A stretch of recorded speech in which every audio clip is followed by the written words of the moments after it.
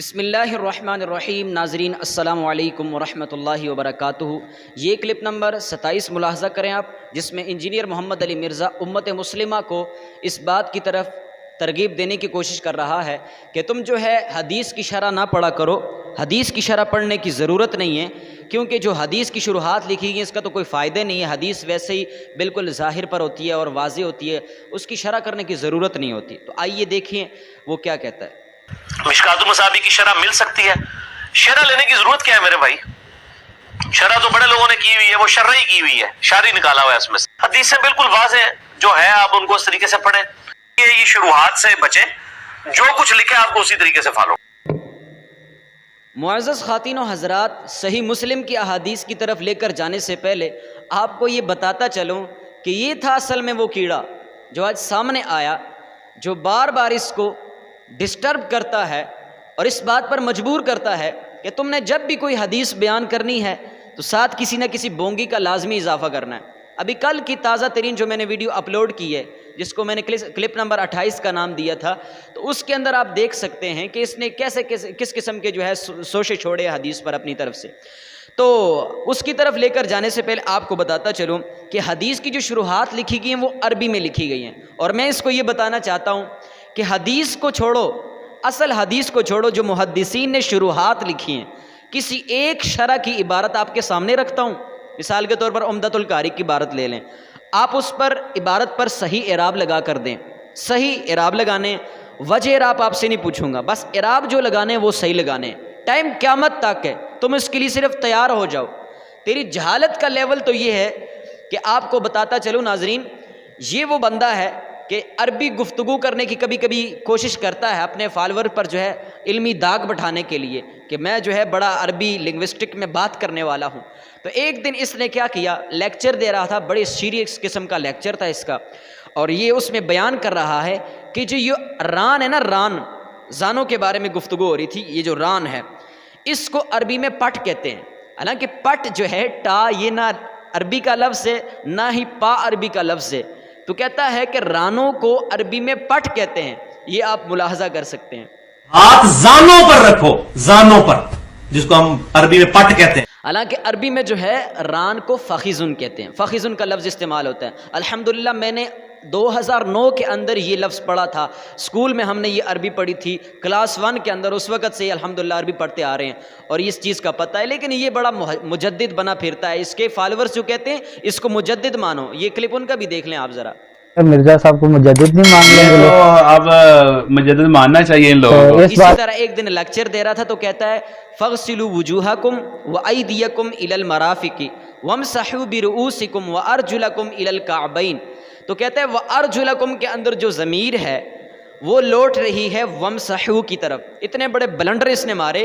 حالانکہ وَأَرْجُلَكُمْ کے اندر کوئی ضمیر ہے ہی نہیں ایسی جو پیچھے لوٹ رہی ہو، کیونکہ ضمیر تو لوٹ رہی ہے غائب کی، اس میں ضمیر ہی ایسی نہیں ہے، یہ تو حاضر کی ضمیر ہے، اس کو جو ہے غائب کی بنا کر پیچھے لوٹا رہا ہے۔ اور دوسری بڑی عجیب بات ہے کہ یہ ضمیر جو لوٹا رہا ہے وہ فعل کی طرف لوٹا رہا ہے، کہتے ہیں وَامْسَحُوا کی طرف ضمیر جا رہی ہے، یہ بھی آپ چیک کر سکتے ہیں اس کی جہالت۔ وَامْسَحُوا بِرُؤُوسِكُمْ، اور مسح کرو اپنے سروں کا، وَأَرْجُلَكُمْ إِلَى الْكَعْبَيْنِ، اور اپنے پاؤں کو بھی ٹخنوں تک۔ اہل تشیع کا موقف یہ ہے کہ اور پاؤں بھی ٹخنوں تک کی ضمیر لوٹتی ہے وَامْسَحُوا کی طرف۔ پھر ایک دن کہتا ہے حدیث میں آیا ہے من کان یعبد محمدن، کہ جو محمد کی عبادت کرتا ہے یا کرے گا،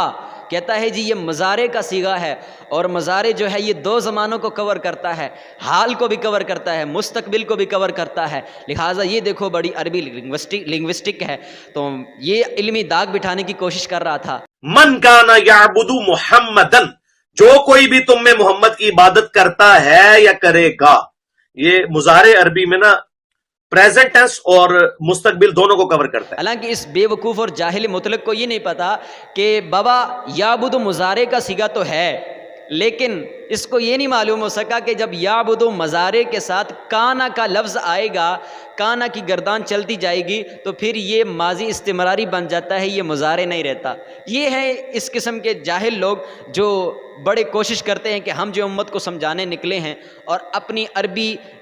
گرامر کا لیول ان کا یہ دیکھ لیں، لوگوں کو منع کریں کہ حدیث کی شرح نہ پڑھو، حدیث کی وضاحت نہ پڑھو، تو یہ ان کا حال ہے۔ اب آپ ناظرین آپ کو بتاتا چلوں کہ حدیث کی شرح کی اہمیت کتنی ہے۔ ایک حدیث جب بندے کے سامنے آتی ہے تو بعض حدیثیں تو ہوتی ہیں کہ بالکل وہ سمپل ہوتی ہیں، اس کا مطلب سمجھنے کی ضرورت نہیں ہوتی، لیکن اکثر و بیشتر حدیثیں ایسی ہوتی ہیں کہ جو مطلب سمجھ میں اس کا نہیں آتا، وہ عربی میں ہوتی ہیں، اس کا کچھ معنی ہوتا ہے جو ہمیں اہل لسان سے اس کا مطلب سمجھنا پڑتا ہے، صحابہ کرام کی جو ہے روایتوں سے، آثار سے سمجھنا پڑتا ہے۔ خود نبی علیہ الصلوۃ والسلام جب تک اس کی وضاحت نہ کر دے تو اس کو جو ہے سمجھے ہی نہیں جا سکتا۔ میں آپ کو صرف 2 مثالیں بیان کرتا ہوں صحیح مسلم سے، یہ سنیے گا صحیح مسلم کی حدیث۔ حدیث نمبر 1، اللہ کے نبی نے حدیث بیان کی، صحابہ کرام سے فرمایا کیا تم جانتے ہو کہ مفلس کون ہے؟ تو صحابہ کرام نے جواب دیا جس شخص کے پاس مال نہ ہو، درہم نہ ہو، کسی قسم کا کوئی مال نہ ہو، بالکل غریب ہو تو وہ مفلس ہے۔ اب اگر اس کی حدیث کی وضاحت اتنی کافی ہوتی، تشریح اتنی ہوتی کہ وہی مفلس وہی ہے جس کے پاس مال نہ ہو، تو اللہ کے نبی خاموش ہو جاتے جواب سن کر، لیکن اللہ کے نبی جو سمجھانا چاہتے تھے، جو اصل حدیث کا مقصد تھا، وہ صحابہ کرام نے بیان ہی نہیں کیا۔ اب وہ مطلب نبی علیہ الصلوۃ والسلام نے خود بیان کیا، جس کو کہتے ہیں حدیث کی تفسیر حدیث کے ساتھ، تفسیر حدیث بالحدیث۔ جس طرح قرآن کی تفسیر میں ایک ٹرم ہے کہ تفسیر قرآن بالقرآن۔ مثال کے طور پر اللہ فرماتا ہے اہدنا الصراط المستقیم، مولا ہمیں سیدھا راستہ دکھا، صراط مستقیم پر چلا۔ اب صراط مستقیم کیا ہے؟ اللہ نے خود اس کی وضاحت دے دی، تفسیر کر دی کہ صراط الذین انعمت علیہم، ان لوگوں کا راستہ ہے کہ جن پر اللہ نے انعام کیا ہے۔ پھر وضاحت لینی تھی کہ انعام کن پر کیا ہے، پھر خود اللہ نے قرآن ہی میں تفسیر بیان فرمائی، فرمایا 5ویں پارے میں اولئک الذین انعم اللہ علیہم من النبیین والصدیقین والشہداء والصالحین، کہ انعام ان پر ہوا ہے، ان لوگوں کا راستہ ہے کہ جو ہے انبیاء ہیں، صدیقین ہیں، شہداء ہیں، صلحاء ہیں۔ ساری وضاحت قرآن میں دی ہے۔ تو اسی طرح حدیث میں بھی ایک حدیث تفسیر بالحدیث، کہ حدیث خود حدیث کا معنی بیان کرتی ہے، تو حدیث خود حدیث کی تشریح کرتی ہے۔ تو اسی طرح اللہ کے نبی نے خود اس لفظ کی مفلس کی تشریح فرمائی، فرمایا مفلس وہ ہے کہ جو قیامت کے دن آئے گا، کس حالت میں آئے گا؟ قیامت کے دن نماز، روزہ، زکوٰۃ جیسی نیکیاں لے کر میدان حشر میں آئے گا، مگر اس کی حالت یہ ہوگی کہ دنیا میں کسی کو گالی دی ہوگی، کسی پر تہمت لگائی ہوگی، کسی کا ناحق مال کھایا ہوگا، کسی کا خون بہایا ہوگا، کسی کو مارا ہوگا، تو یہ سب حقوق والے اپنے حقوق طلب کریں گے۔ اللہ پاک اس نیکیوں سے، اس کی نیکیوں سے حقوق والوں کو ان کے حقوق کے برابر نیکیاں دلائے گا۔ اگر اس کی نیکیوں سے تمام حقوق ادا نہ ہو سکیں، نیکیاں ختم ہو جائیں اور حقوق ابھی باقی رہ جائیں، تو اللہ پاک حکم فرمائے گا تمام حقوق والوں کے گناہ اس کے سر لاد دو، لہٰذا وہ سب حق والوں کے گناہوں کو سر پر اٹھائے گا، پھر اس کو جہنم میں ڈال دیا جائے۔ یہ صحیح مسلم کی حدیث ہے کہ بندہ آئے گا قیامت کے دن، نیکیاں جو ہے اس کی دوسرے کو دے دی جائیں گی، کیونکہ اس کے دوسروں کا حق اس نے دبایا تھا۔ یہ اصل بندہ مفلس ہوگا، اس کے پاس کچھ رہے گا ہی نہیں، غریب ہو جائے گا، نیکیاں یہ ہوں گی نہیں، اس کو اصل مفلس کہا جاتا ہے۔ تشریح کی ضرورت تھی تو تب تو نبی علیہ الصلوۃ والسلام نے بیان کی۔ اسی طرح دوسری حدیث سنیے گا، اللہ کے نبی علیہ الصلوۃ والسلام کی حدیث میں ہے، آپ علیہ الصلوۃ والسلام نے ارشاد فرمایا کہ جس کے دل میں ذرا برابر بھی تکبر ہوگا وہ جنت میں داخل نہیں ہوگا۔ ایک آدمی نے کہا کہ انسان تو چاہتا ہے کہ اس کے کپڑے اچھے ہوں اور اس کے جوتے اچھے ہوں، یعنی اس نے یہ بھی سمجھا کہ بندہ کپڑے اچھے پہنے، جوتے اچھے پہنے تو یہ بھی تکبر میں آئے گا۔ اس نے اپنی سمجھ کے مطابق تشریح سمجھی، یعنی اس وقت کے لوگوں نے اس حدیث کا مطلب جو ہے صحیح طور پر نہیں سمجھا۔ اس حدیث کا مطلب جس آدمی کی بات ہو رہی ہے، اور آج کے یہ جونیئر مرزا فراڈیا دجال جو ہے یہ کہتا ہے کہ حدیث کی شرح کی ضرورت ہی نہیں۔ اللہ کے نبی نے جواب میں فرمایا حق کو قبول نہ کرنا تکبر ہے، اور لوگوں کو حقیر سمجھنا، گھٹیا سمجھنا، اصل اس چیز کا نام تکبر ہے۔ ناظرین دیکھا آپ نے کہ حدیث کی تشریح کتنی ضروری ہے، خود نبی علیہ الصلوۃ والسلام اپنی حدیث کی تشریح بیان کر رہے ہیں۔ تو بعض اوقات حدیث کی تشریح سمجھ میں نہیں آتی، صحابہ سے لینی پڑتی ہے، محدثین سے لینی پڑتی ہے، اس کی ضرورت ہوتی ہے۔ اور یہ مرزا جونیئر آئے دن قسم کا کوئی جو ہے زہر اگلتا رہتا ہے، حدیث کی اپنی طرف سے تشریح بیان کرتا رہتا ہے۔ میں بھی بڑا حیران کہ آخر وجہ کیا ہے، وہ بعد میں پتہ چلا، یہ کلپ آپ کے سامنے رکھا تو